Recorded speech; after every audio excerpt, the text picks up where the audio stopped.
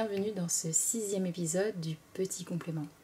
Alors aujourd'hui je vais diviser la vidéo en deux parties. La première sera consacrée à 3 projets que je souhaite vous présenter et qui ont tous comme point commun d'utiliser un tissu bleu des Vosges et notamment 3 tissus que je vous avais présentés lors d'une ancienne vidéo que j'avais tournée fin d'année dernière. Et ensuite, dans la seconde partie, je parlerai de 2 projets que j'ai réalisés il y a un peu plus longtemps que ceux de la première partie et qui, comme lors de ma dernière vidéo, j'intitulerai « Que sont-ils devenus ?» puisque c'est des projets qui ont été faits il y a un peu plus longtemps que ça et donc je souhaite revenir dessus pour vous indiquer voilà, ce que j'ai aimé, ce que je n'ai pas aimé, ce que je ne referai pas, ce que je referai. Je trouve que l'exercice est intéressant et permet ensuite voilà, d'apprendre de ces expériences. Alors commençons tout de suite donc, par la première partie, c'est-à-dire des projets que j'ai réalisés avec les tissus bleus des Vosges. Donc le premier, il s'agit de cette blouse que j'ai fait dans une viscose avec des petites libellules qui étaient positionnées de façon tout à fait aléatoire. Et c'est d'ailleurs cette particularité qui m'avait fait, sur lequel j'avais craqué. Il n'était pas du tout prévu ce projet à la base. Je l'avais indiqué dans cette vidéo là où je présentais ces tissus bleu des Vosges que je souhaitais partir sur une blouse et notamment sur la blouse en vol des patrons Atelier Skamitz.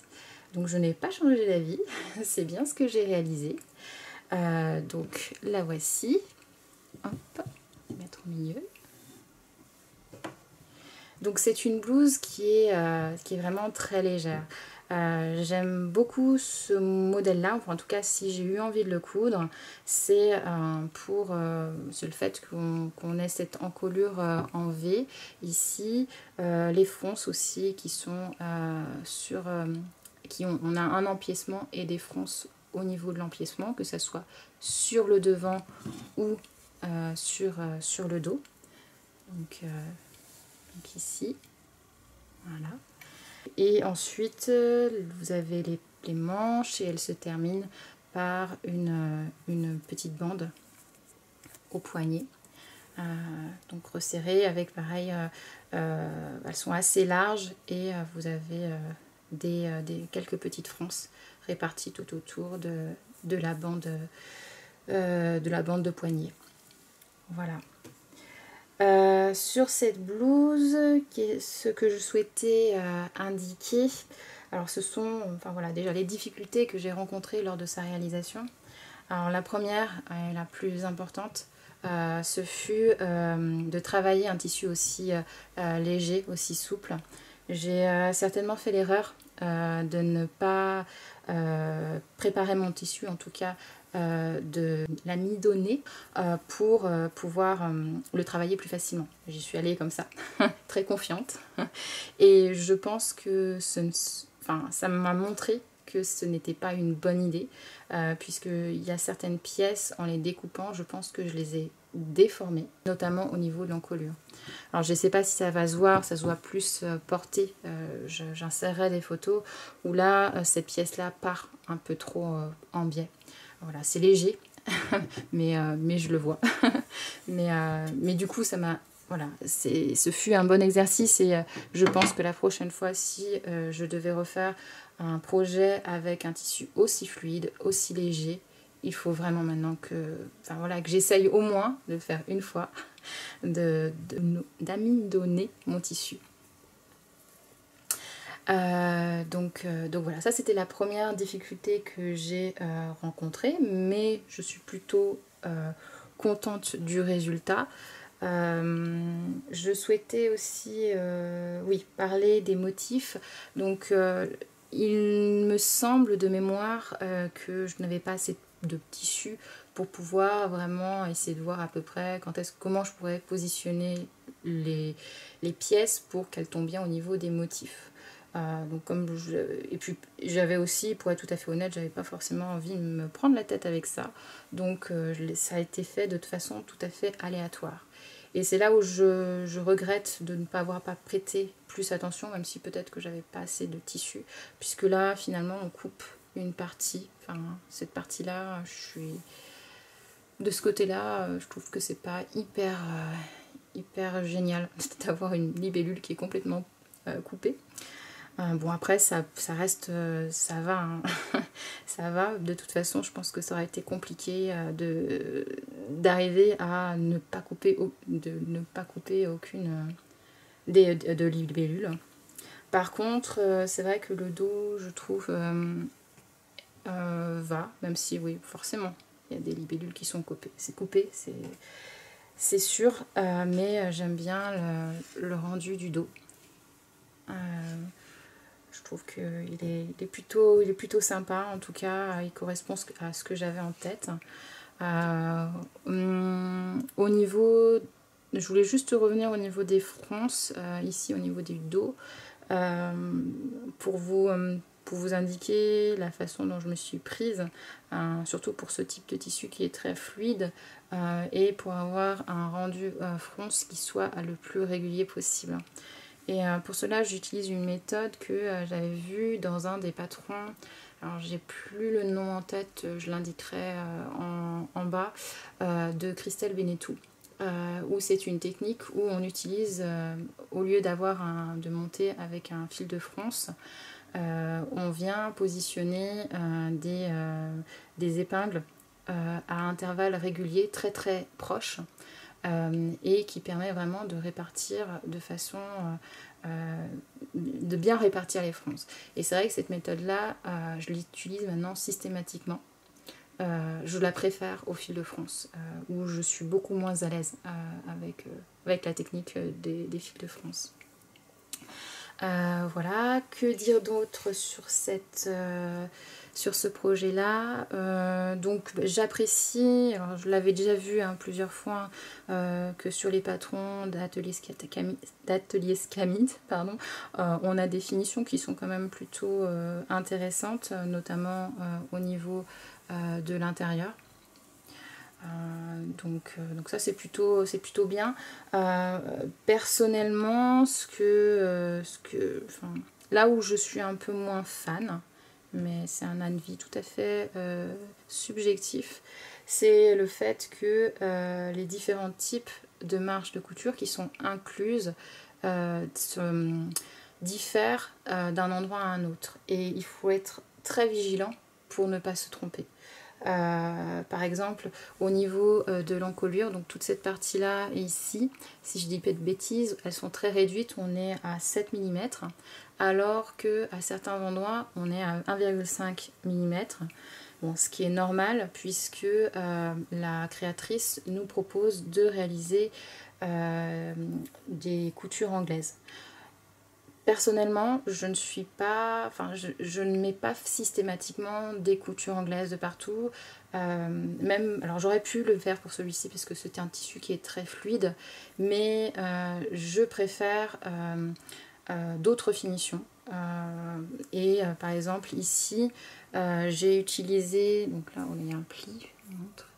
Je sais pas si on va voir, vous avez une surpiqûre. Moi j'aime bien faire des surpiqûres, ça permet de maintenir la couture, la marge de couture sur un côté. C'est plus simple après lorsqu'on repasse pour l'entretien du tissu. Et j'utilise en fait tout simplement, j'ai la chance d'avoir une surjeteuse, donc j'utilise un surjet classique. Et il est vrai que j'utilise des fils qui sont très fins et donc qui se voient très peu, et d'un point de vue finition, moi je trouve que c'est tout à fait correct. Là, ce que je vous montre là maintenant, ma blouse, je l'ai dû laver une dizaine de fois, et voilà, ça bouge pas. Donc j'aimerais vraiment bien ce type de finition. Et c'est vrai que le type de fil qu'on utilise pour les surjets peut aussi avoir son importance pour avoir des finitions qui sont le plus soignées possible. Là, ici, on les voit presque pas. Donc ça, c'est vrai que j'apporte, pour pouvoir avoir des belles finitions, je vais pas forcément Enfin, pour moi, belle finition n'est pas forcément synonyme de couture anglaise. Ça dépend vraiment du type de tissu qu'on utilise, ça dépend vraiment du type Enfin voilà, si on utilise des surjets avec un fil très fin qui est adapté à son projet, on peut obtenir des finitions qui sont aussi très bien, très soignées. Donc, et comme moi j'ai la chance d'avoir une surjeteuse, pour moi la question est vite... Enfin voilà, je préfère utiliser ce type de méthode et de faire une surpiqûre pour maintenir ma marge de couture sur un côté. Voilà, c'est un avis tout à fait personnel. Ensuite, qu'est-ce que je souhaitais indiquer sur ce projet-là? Oui, au niveau de l'aisance, alors si je ne me trompe pas, je suis partie sur une taille 36.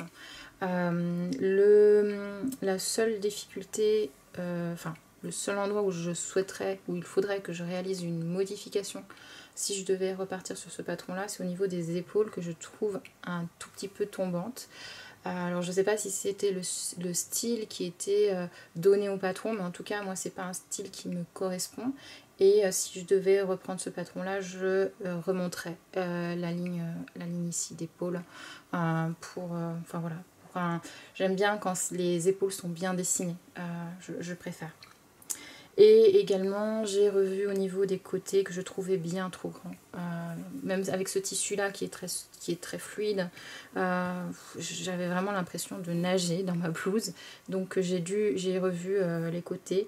Alors, excusez-moi, je me souviens plus exactement de la largeur que j'ai réduite sur chaque côté. Mais bon, ça devait être de l'ordre de 3 cm en double. C'est-à-dire que là, j'ai dû enlever 2 cm comme ça, d'ici à là. Eh bien, je pense avoir fait le tour sur ce projet-là. C'est un projet d'un point de vue... Alors, je l'ai réalisé en novembre dernier, donc j'ai un tout petit peu de recul par rapport à celui-ci. Je le porte, mais j'avoue que ce n'est pas mon projet que j'aime le plus porter. Maintenant, ce qui est intéressant dans ce projet-là, c'est qu'il est, d'une couleur assez neutre, donc je peux le mettre avec n'importe quel pantalon, mais avec mes gilets, il peut s'accorder assez facilement, pardon. Donc c'est quand même, ça reste un vêtement que voilà, c'est pas mon préféré, mais je le porte, ce qui est déjà en soi très bien. Alors, je passe maintenant au second projet. Donc, il s'agit du gilet cannelle que j'ai réalisé dans ce jersey qui vient toujours de chez Bleu des Vosges. Alors, il ne rend pas forcément hyper bien à la caméra, il est là, vous le voyez à peu près écru, alors qu'il est plutôt bien jaune orangé moutarde. C'était un projet assez simple à faire, enfin assez simple, oui et non. Parce que au départ je souhaitais me compliquer un peu la tête, en faisant, je souhaitais en fait pour ce gilet cannelle revoir cette bande là, et ajouter en fait je voulais avoir des tresses à ce niveau-là. Je trouvais que ça pouvait être joli d'avoir des bandes tressées de chaque côté. J'ai un gilet comme ça qui est, ce sont des torsades, puisque c'est un gilet tricoté que je n'ai pas fait moi-même, mais que j'aime vraiment le rendu, et je voulais essayé de faire la même chose mais en version cousue. Sauf que bon, j'y ai passé un après-midi, j'ai bien vu, j'ai fait des grandes bandes, je les ai tressées ensemble, ça ressemblait à rien du tout. J'ai dit non, stop, on arrête. On repasse sur quelque chose de plus simple. Et donc du coup je suis repartie sur une version assez basique du gilet cannelle. Donc je ne sais pas si je l'ai dit tout à l'heure, donc il s'agit d'un patron de Christelle Benetou. J'ai choisi de faire une version, enfin la seule modification que j'ai réalisée, c'est de revoir la hauteur du gilet qui est, j'ai dû enlever pas moins de, oui, peut-être entre 20 cm, peut-être un peu moins, pour avoir quelque chose un peu moins long. Je voulais pas un gilet long. Ce n'est pas la première fois que je réalise un gilet cannelle, mais lors de mes premières versions, je me suis bien rendu compte que ce que disait la créatrice était vrai. C'est qu'au niveau des emmanchures, enfin des emmanchures, des coutures d'épaule, eh bien ça a tendance en fait à être fragilisé à ces endroits-là. J'ai des trous sur mes autres versions, et d'ailleurs là j'en vois un qui se forme. Ouais, bon, ça va encore. Qui se forme ici, et là ça tire beaucoup, et à ce niveau-là aussi. Du coup maintenant, à chaque fois que je réalise de nouveau ce gilet-là, ce que je fais, c'est que je pose un entoilage, qui est un entoilage thermocollant, qui est coupé dans le droit fil, donc qui est non extensible, et qui permet en fait voilà, de renforcer cette couture d'épaule. Alors là je sais pas, parce que je vous dis ça et en même temps je me rends compte que là j'ai un trou. Alors soit je l'ai mal cousu, ça c'est possible aussi. Ouais, là c'est mieux, oui, je pense que je l'ai mal cousu. Mais voilà à quoi ça ressemble, de chaque côté. Voilà, donc un projet, je sais plus, c'est le 5 ou 6e gilet que je réalise de ce patron-là, qui est, je pense, rentabilisé. Donc du coup, normalement, j'ai plus de difficulté à le faire, surtout que je l'ai déjà réalisé dans ce type de matière assez fluide. Donc normalement je suis habituée, mais voilà, j'étais pas chez moi quand je l'ai réalisé, je l'ai fait sur une machine que je ne connaissais pas trop, et donc du coup j'ai eu un peu de mal à réaliser les finitions au niveau des ourlets. C'est pas terrible, là je sais pas si vous allez voir, mais il y a un de ces décalages ici, ça fait c'est pas terrible. Et je crois que j'avais fait un trou ici, j'ai fait un trou, oh là là. Bref, que j'ai rafistolé avec du fil. Mais bon, les finitions sont pas les plus belles. Et puis là, au niveau du... Enfin, j'arrive à peu près à gérer les tensions quand je réalise les ourlets avec l'aiguille double, avec ma machine à coudre. Mais alors là, de prendre en main la machine à coudre de quelqu'un d'autre, ce fut un peu plus compliqué. Et donc du coup, je trouve pas que ça soit très joli. On a un bourrelet, en fait, je sais pas si on va le voir, mais il y a un bourrelet qui se forme. Et j'ai eu beau essayer de changer la tension, je ne suis pas arrivée à avoir quelque chose de vraiment très joli. Pareil pour les poignets, bon ça va, hein, puis le dos va très bien aussi, enfin le dos ça va, l'envers pardon va bien, donc voilà, et ça reste extensible, donc c'est ce qu'on demande finalement. Et est-ce que je souhaitais dire une dernière chose pour ce projet là, c'est que je me rends compte qu'avec ce type de tissu, il commence déjà à boulocher alors que j'ai dû le laver 2-3 fois. On n'est pas sur... c'est dommage parce que j'aime vraiment cette matière là, elle était très douce au départ et là je sens que ouais, il va vite, enfin la qualité, le rendu que j'avais en l'achetant ne va pas va vite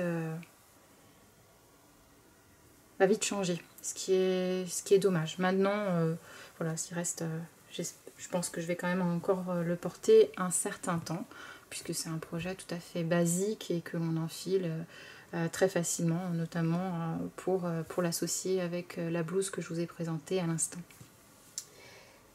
C'était le deuxième projet.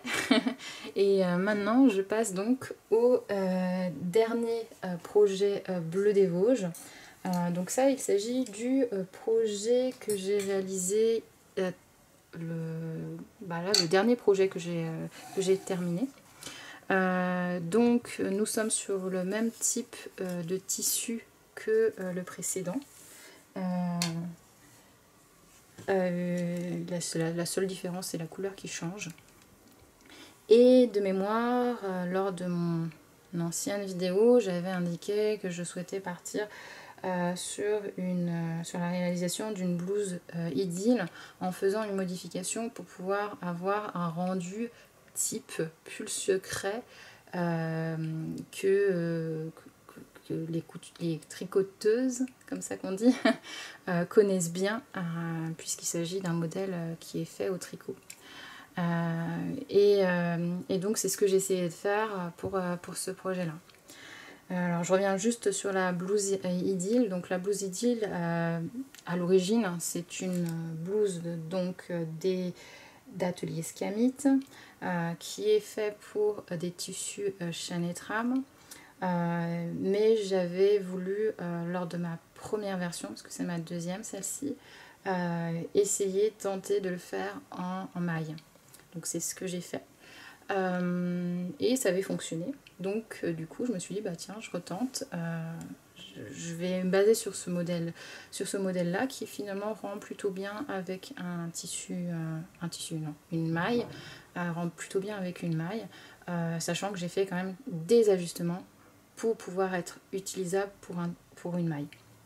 Alors quels étaient ces ajustements ou ces modifications?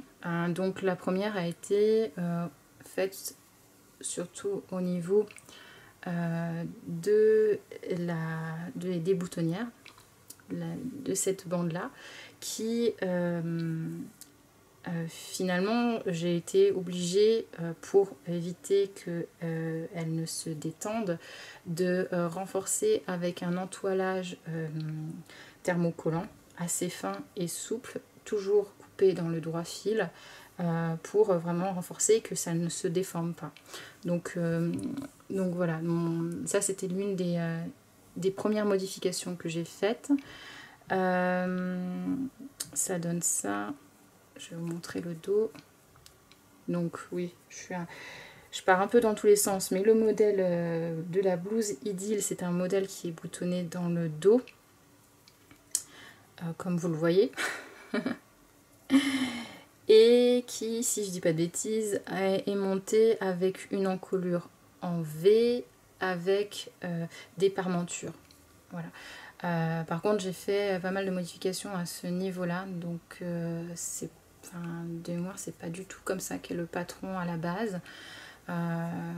Et je sais même pas si au niveau finition il est ainsi. J'ai un doute. J'ai fait tellement de modifications que là j'ai un gros doute. Quoi qu'il en soit, voilà comment se termine mon projet. Donc vous avez les boutonnières qui sont ici et la parmenture qui est là, qui vient se finir à l'intérieur de la boutonnière. Voilà, pour avoir un rendu le plus soigné possible. Donc voilà pour le dos. Ensuite, eh bien, on va venir tout de suite à la plus grosse modification que j'ai réalisée sur ce projet-là. Il s'agit de l'encolure. Alors je me suis posé beaucoup de questions avant de la faire, cette encolure-là, puisqu'il y avait plusieurs difficultés qui me paraissaient évidentes, et dont la première c'était de gérer le fait qu'on était en diagonale et sur un tissu maille. Donc au niveau attention à la déformation, là elle était maximale. Et donc du coup j'ai tout renforcé. Alors j'ai d'ailleurs revu la forme de l'encolure pour me rapprocher de celle de l'encolure du pull secret, puisqu'à la base la blouse idylle, l'encolure est bien plus marquée. Voilà, j'ai décidé, même s'il s'agissait d'un tissu maille, pour pouvoir mettre la dentelle, puisque c'est ça la particularité du pull secret, c'est d'avoir une dentelle qui vient se mettre le long de l'encolure devant.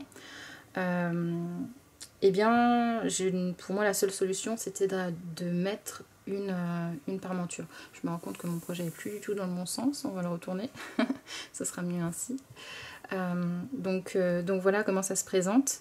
Je vais vous montrer, en fait, enfin, pour pouvoir éviter que mon encolure se déforme, la première chose que j'ai faite, bon, en plus de bien entendu entoiler ma parmenture, ce fut de rajouter sur le devant pareil une bande de thermocollant coupée toujours pareil dans le droit fil. Et là du coup ça ne se déforme plus. Enfin voilà, on est vraiment, ça maintient vraiment l'encolure en place. Bon là, au passage, j'ai aussi maintenu ma parmenture aux épaules pour pas que ma parmenture parte. Et j'ai également fait réaliser une sous-piqûre vraiment tout au bord de l'encolure pour qu'elle se maintienne bien en place et surtout que la dentelle enfin voilà, tienne bien, soit bien droite. C'est surtout ça qui pour moi me semblait important pour pas que ça soit trop, enfin que ça ne soit pas, oups, je bouge la caméra, que ça ne soit pas inesthétique. Donc voilà à quoi ça ressemble. Je vais essayer de zoomer un peu. Hop, pour vous montrer un peu plus près. Voilà. Et donc c'est vrai que j'en reviens encore, enfin je vais revenir sur l'insertion en fait de cette dentelle. Donc à la base je suis partie sur donc sur ce type de dentelle là. Que je trouvais très jolie et que j'avais également trouvé chez Bleu des Vosges. Et donc du coup j'ai souhaité, enfin je l'ai coupé en deux, donc là vous avez deux parties pour que ça soit plus simple, et hop, se met comme ça. Et je l'ai, pour pouvoir la positionner, bon j'insérerai des photos, je pense que ce sera plus parlant. J'ai tout bâti à la main pour la positionner vraiment de façon à ce que que je prenne dans la couture seulement cette partie là à ce niveau là, et puis ensuite qu'elle vienne en fait mourir vers les épaules. Et j'ai tenté que ça soit symétrique, ce qui n'est pas forcément le cas, parce que là on voit ici, on voit encore bien la petite fleur, enfin, la petite dentelle est bien sortie, alors que là plus du tout. Donc au niveau symétrie on repassera. Maintenant c'était quand même assez délicat, donc du coup je suis déjà très contente d'avoir réussi à faire ce type de rendu là. Donc voilà, je me dis non, sois déjà très satisfaite d'être arrivée à faire ça. Donc voilà ce que je souhaitais dire sur cette encolure. Le seul regret que j'ai par rapport à cette encolure là, c'est que je la trouve qu'elle est trop près du cou. J'aurais dû quand même la baisser davantage. Donc voilà. Ensuite, autre modification, j'avais lors de ma première version de la blouse Idylle, je trouvais que les emmanchures étaient trop tombantes. Alors j'ai revu le patron au niveau de la coupe ici pour remonter ici. Voilà, tout simplement. Et ensuite, le détail qui est intéressant dans cette blouse, c'est les plis que l'on réalise au niveau des épaules, et que je trouve vraiment très, très joli. Maintenant, il est vrai que sur cette version-là, on va dire que la maille est tellement souple que du coup l'effet un peu bouffant que vous pouvez avoir ici se fait quand même relativement peu. Bon, ça va. Ça va. Donc voilà. Est-ce que j'oublie de vous dire autre chose? Oui, je voulais juste vous montrer mes petits boutons. Parce que j'adore ces petits détails là. J'ai utilisé, enfin ils ont rien d'exceptionnel, mais en fait je trouve qu'ils sont blancs et ils représentent une petite fleur qui me fait penser en fait à la dentelle. Et du coup je trouve qu'ils vont très bien ensemble. En tout cas j'aime bien le rendu qu'ils font dans le dos. Donc voilà pour ce projet de blouse Idylle. Eh bien, on va passer à la seconde partie qui correspond donc au projet. Que sont-ils devenus? Et le premier projet que je souhaite présenter est la blouse Orla de Tilly and the Buttons. Donc ce modèle-là que j'ai réalisé donc l'année dernière et que j'avais présenté à ce moment-là sur le blog est un projet un peu, on va dire, challenge. C'est-à-dire que je souhaitais commencer, enfin c'était un moment où toute la partie modélisme, création d'un patron m'intéressait. Et donc je m'étais mise en tête pour ce projet-là de partir d'un modèle existant et de modifier les emmanchures. J'adore, enfin je trouve ça très joli les manches tulipes et donc c'est ce que j'ai souhaité réaliser sur ce projet-là. Alors, eh bien, il s'agit aussi pour la présentation de du tissu, en tout cas de la fourniture que j'ai utilisée.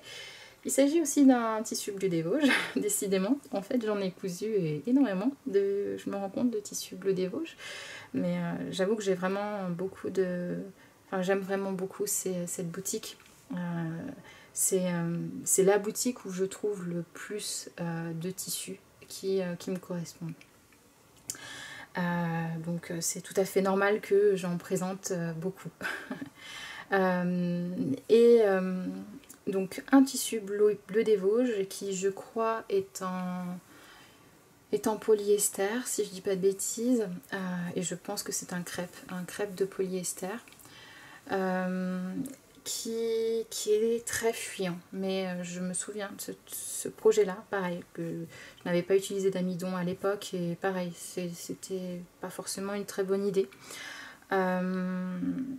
Et donc j'en reviens, que je fais ça un peu dans le désordre, mais je vais en revenir déjà dans la présentation de ce patron si vous ne le connaissez pas.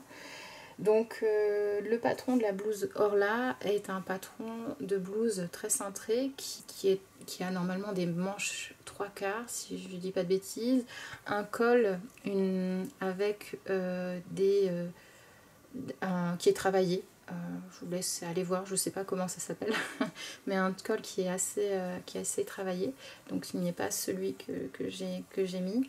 Et donc c'est une blouse qui est cintrée et qui est cintrée grâce à des pinces plutôt peu courantes, puisqu'elles partent de là et elles viennent jusqu'à la couture de côté, mais assez bas. Donc c'est vraiment une particularité de ce modèle-là. Et au dos, il se ferme normalement, en tout cas la créatrice propose de le fermer avec une fermeture éclair. Voilà pour la présentation du modèle. Et moi en termes de modification, donc j'avais réalisé mes manches tulipes. Donc je voulais des manches tulipes à tête froncée pour un effet vraiment... enfin voilà, je voulais du volume au niveau des épaules à la base. Et si je dis pas de bêtises, je regarde juste mes notes. Oui, donc pour réaliser ces manches là, je suis partie du livre de Teresa Gileska, ou j'écorche son nom, excusez-moi, du volume 1, modélisme volume 1. Je mettrai la référence exacte en bas, qui propose effectivement ce type de manche. Voilà. Donc ce fut un très bon exercice. Bon, je me suis posé plein de questions parce que je suis vraiment novice, j'étais novice et je le suis encore, sur ce type d'exercice là, mais c'est très intéressant.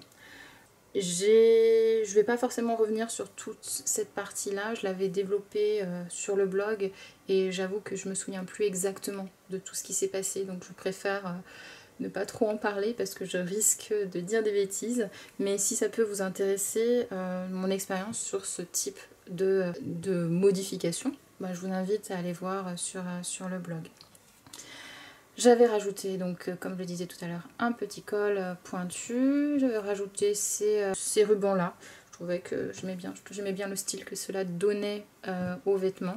Et derrière, je trouvais qu'il était un peu plus... pour le rendu que je souhaitais, je n'ai pas préféré mettre de fermeture éclair. Je ferme juste avec un lien. Voilà. Donc voilà ce que ça donne sur le dos. Et donc, bien, presque un an plus tard, qu'est-ce que je pense de cette cousette? Eh bien, j'en pense que je ne l'ai jamais portée. J'avoue que quand je l'ai fini, je me suis posé beaucoup de questions. Ce fut un bon exercice, mais il est vrai que quand je l'ai pensé, je ne l'ai pas pensé porter. C'était pas le but. C'était vraiment pas le but. Je voulais vraiment apprendre à faire ce type de manche. Je voulais aussi m'amuser. Je voulais essayer de faire quelque chose qui sortait de l'ordinaire. Et sur ça, bah voilà. C'est ce que j'ai fait. Maintenant, la couleur, c'est pas une couleur, parce que là, elle rend peut-être pas hyper bien à l'écran, mais elle est beaucoup plus... c'est un peu plus flashy que ça. C'est un jaune quand même qui tire sur le moutarde, mais voilà, il est assez... il est présent. Et autre chose il y a deux autres choses qui font que je ne porte pas cette blouse, en plus du fait que c'est un modèle avec un look particulier. C'est aussi que je trouve qu'elle ne me met pas aux valeurs. Je trouve que le fait que ça soit au niveau des épaules, c'est trop... il y a trop de volume au niveau des épaules. Et je sais pas, je trouve que je me sens pas à l'aise dedans. Et surtout, le dernier point qui fait vraiment que là, forcément, ça réduit les chances que je la porte, c'est le fait que ce tissu-là, je n'apprécie pas porter ce tissu. Et je pense, si je dis pas de bêtises, comme je disais tout à l'heure, je pense qu'il s'agit d'un polyester. Et là, il faut vraiment que... Enfin, depuis, je crois que j'ai plus utilisé de polyester. Parce que le motif a beau être super sympa, j'aime bien. La couleur, bon, même si c'est pas celle que je porte, je peux peut-être essayer de la porter, mais alors le tissu, non, je n'y arrive pas. Je me sens pas bien dedans. Donc ce sont les raisons pour lesquelles je ne porte pas ce vêtement. Donc j'ai pas pris de tissu pour pouvoir comparer si la teinte avait évolué après les différents lavages. Ça n'a aucun sens puisque je crois que je l'ai jamais lavée. Elle est accrochée dans mon rayon, dans ma penderie enfin voilà. On va passer à la dernière... au dernier projet. Hop. Le voici. Alors, ce projet-là est assez particulier pour moi puisque c'est le premier projet que j'ai patronné entièrement. Donc qui a suivi le dernier, la blouseuse-là. C'est vraiment le suivant et donc voilà, c'est mon premier. C'est mon premier petit patron fait à ma mesure et donc voilà, il est particulier. La première chose que je souhaitais dire, donc avant même de le présenter, donc pour pouvoir réaliser un patronage, cette fois-ci je suis partie des livres d'Esmod, tome 1 du vêtement féminin.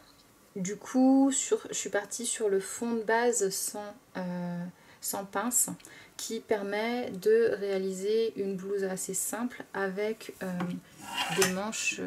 Oula, je ne laisse pas tout bouger, je vais enlever ça, ça sera plus simple. Hop.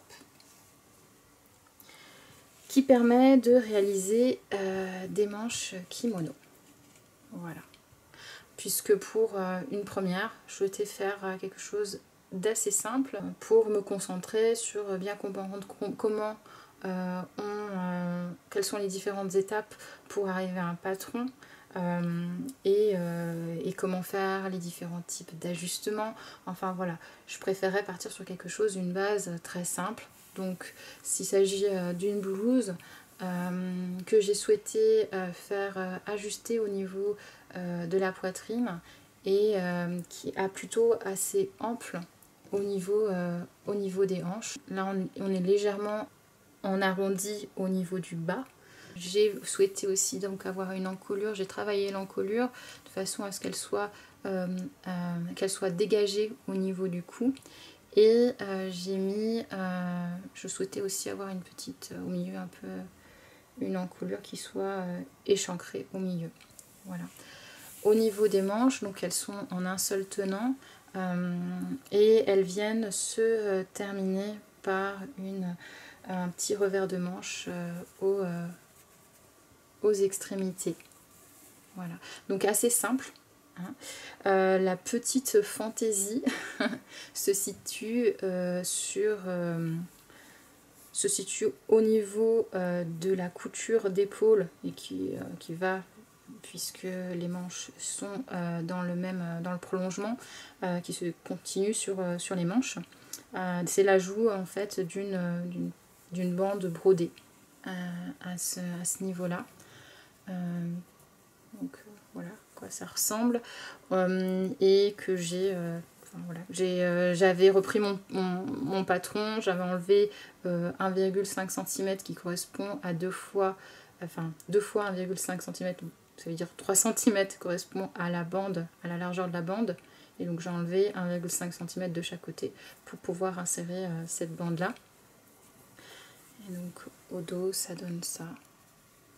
Donc toujours pareil, je les ai, toujours mon éternel, hein, je surpique et ensuite, je surfile et puis ensuite je surpique avec mes fils Mandera très fins et donc qui permettent d'avoir des finitions quand même plutôt presque invisibles, donc ça c'est vraiment intéressant. J'avais fait le choix pour ce projet-là de finir mon projet au niveau de l'encolure par un biais. Quand j'aime plutôt bien maintenant finir les encolures en biais à partir du moment où le biais est réalisé dans le même tissu que le tissu principal. Je trouve que du coup ça ne dénature pas l'encolure, elle se tient bien. Voilà, c'est le même tissu, donc forcément ça se voit pas, c'est presque invisible, et moi j'aime bien quand les finitions elles ne se voient pas. Après ça c'est vraiment plus, c'est très subjectif, on est bien d'accord. Et du coup voilà sur le devant ce que ça donne, et là au niveau de la finition sur l'échancrure. Voilà. Donc, eh bien, j'étais plutôt satisfaite quand j'ai terminé ce projet-là. Moi, j'avais passé beaucoup de temps dessus. Je me souviens avoir fait 2 toiles. J'avais jamais fait de toile. Enfin, j'en fais très rarement normalement. Mais là, bon, comme c'est un patron, c'est un tissu déjà auquel je tiens, que je trouvais très joli et qui vient de chez... Je l'avais acheté chez Pretty Mercerie, si ma mémoire est bonne.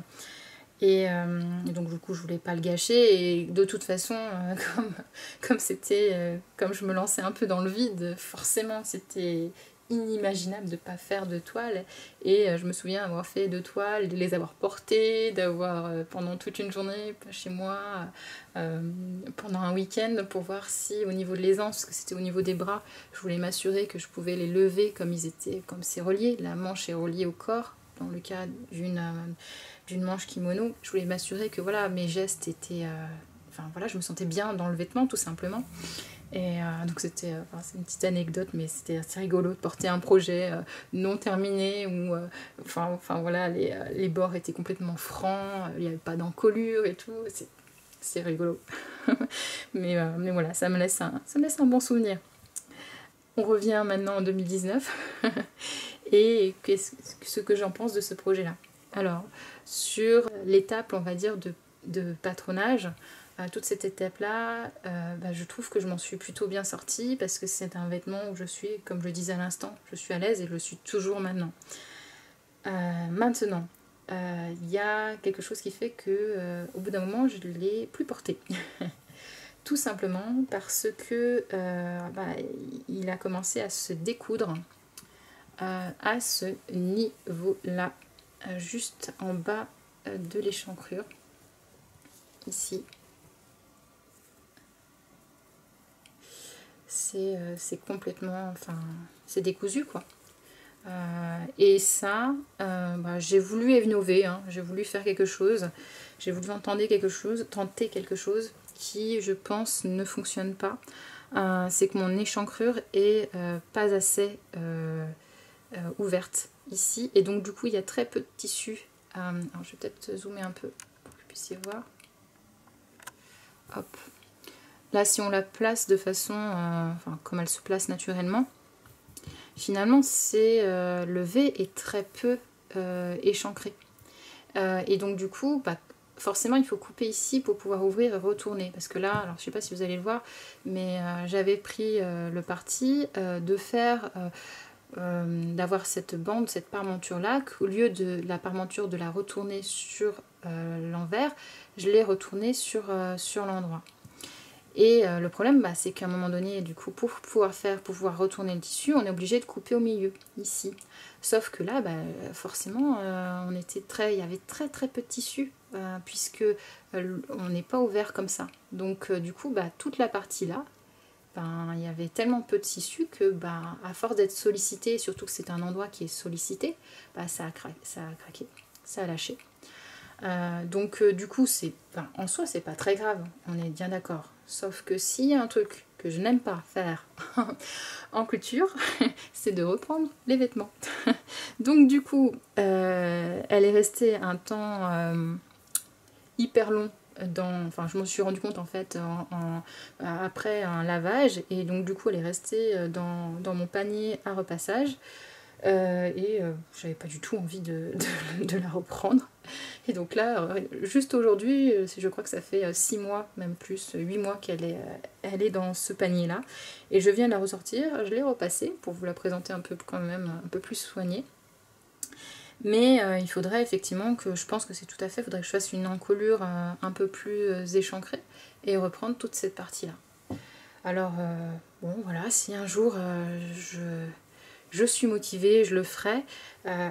C'est vrai qu'il faudrait que je le sois parce que c'est vraiment dommage. C'est un projet qui, comme je vous dis, qui a quand même une petite histoire. C'est le premier.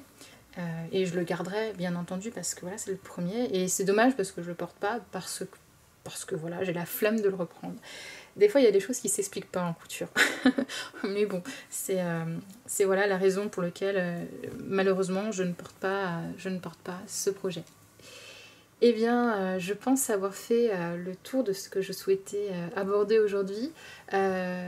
Si vous êtes encore là, je vous remercie de m'avoir écouté, et je vous dis à très bientôt.